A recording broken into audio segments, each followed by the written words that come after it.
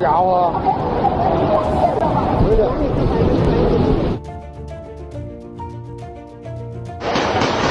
那走你们。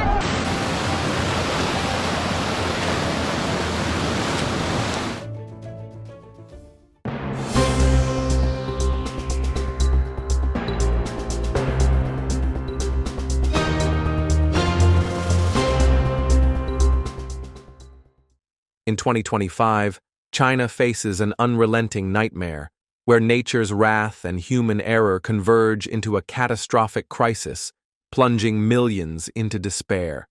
From the bustling streets of Beijing to remote villages in Sichuan, floodwaters surge, engulfing homes, sweeping away livelihoods, and exposing secrets long concealed by the Chinese Communist Party, CCP.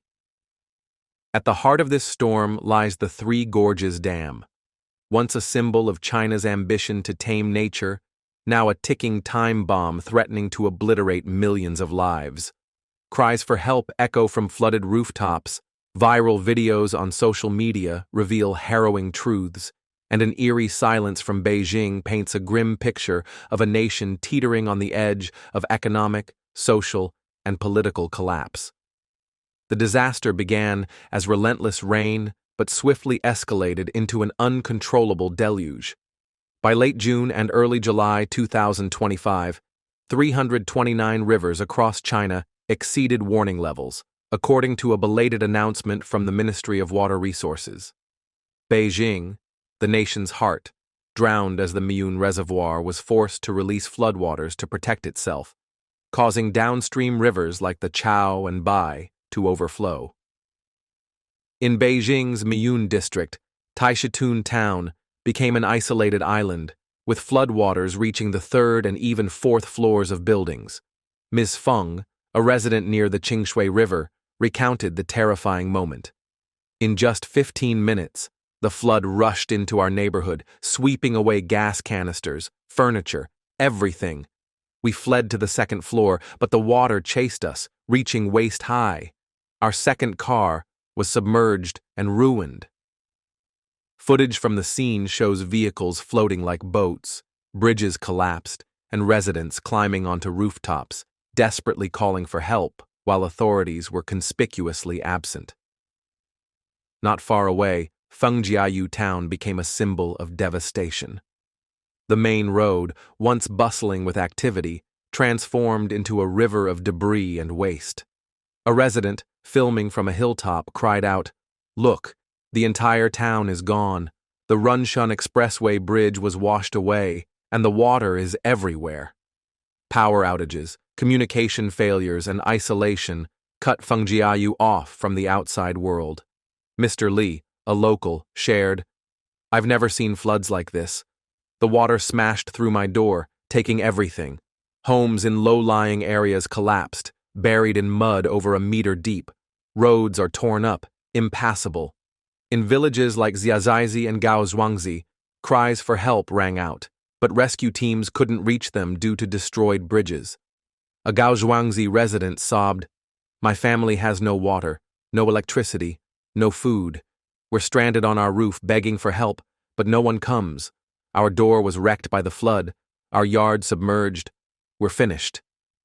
At the center of this catastrophe is the Three Gorges Dam, once hailed as an engineering marvel, but now exposed as a lethal liability. On July 2, 2025, the reservoir's water level reached 152.87 meters, surpassing the official flood threshold.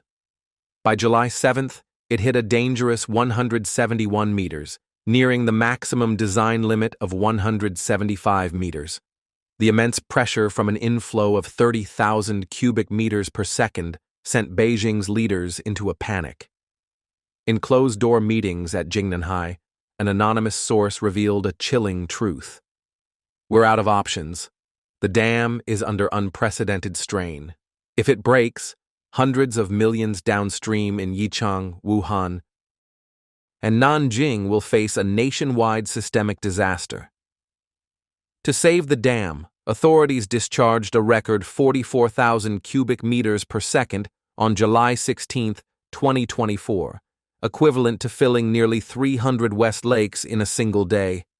While this saved the dam, it unleashed catastrophic flooding downstream, submerging homes, crops, and livelihoods. This disaster is not solely nature's doing, but the result of cold political calculations. On June 27th, Xinhua News announced a shocking plan: sacrifice low-lying areas to protect key regions. In Renhuai, Guizhou, the Tuoku hydropower plant opened 7 floodgates, releasing a torrent from the Yangtze River that engulfed the town without warning. A resident recounted, "The water came so fast, roads were torn apart, houses collapsed. We barely made it to the 2nd floor, hearing the roar as the flood smashed through our door.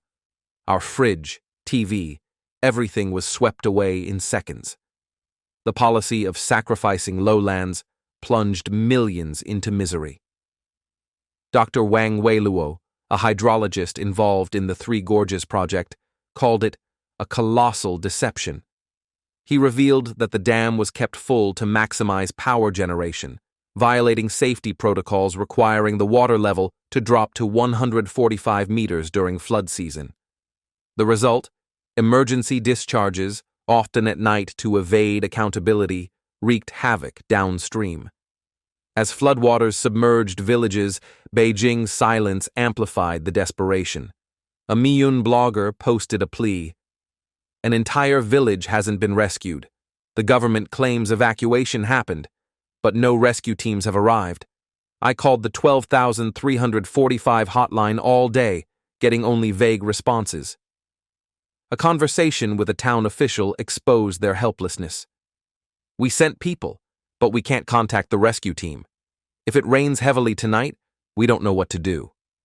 The delay and lack of transparency left residents feeling abandoned. A Fengjiayu resident said, 3 days without water, electricity, or internet. We're like castaways on an island with no idea when help will come." The floods not only destroyed homes, but dealt a devastating blow to the economy. In Henan, while the north drowned, severe drought scorched the land, withering crops. A farmer lamented, "Corn and peanuts are all dead.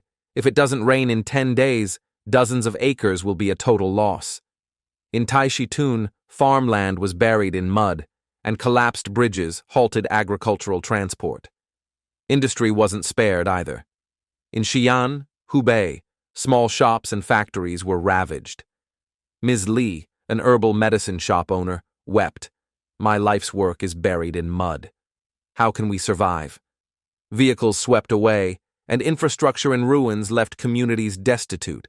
The absence of senior leaders amid the crisis fueled doubts about the CCP's competence and intentions.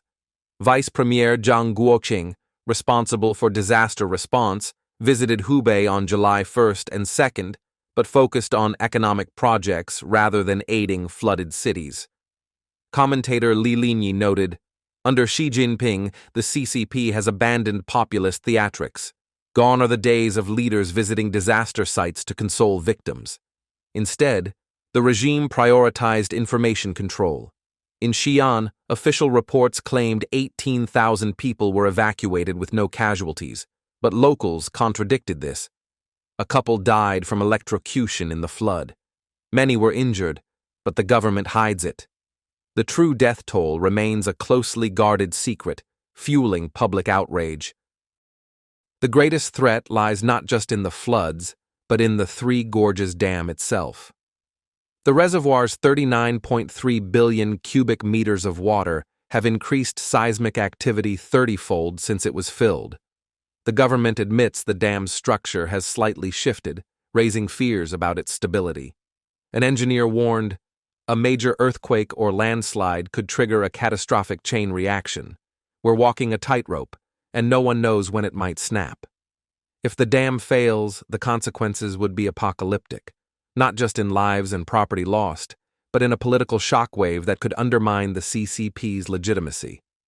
Michael Allen, a researcher at the Hoover Institution, argued, "A Three Gorges failure would be a fatal blow to the CCP's credibility.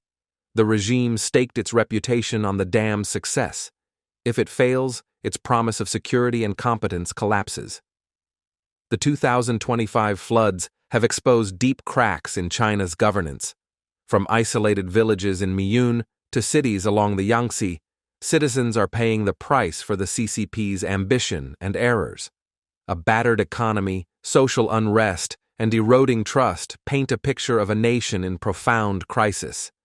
Hidden truths, from the real death toll to the dam's precarious state, only deepen the anger. As the floodwaters recede, the question isn't whether the CCP can weather this storm, but whether it can survive when the waves of truth finally break.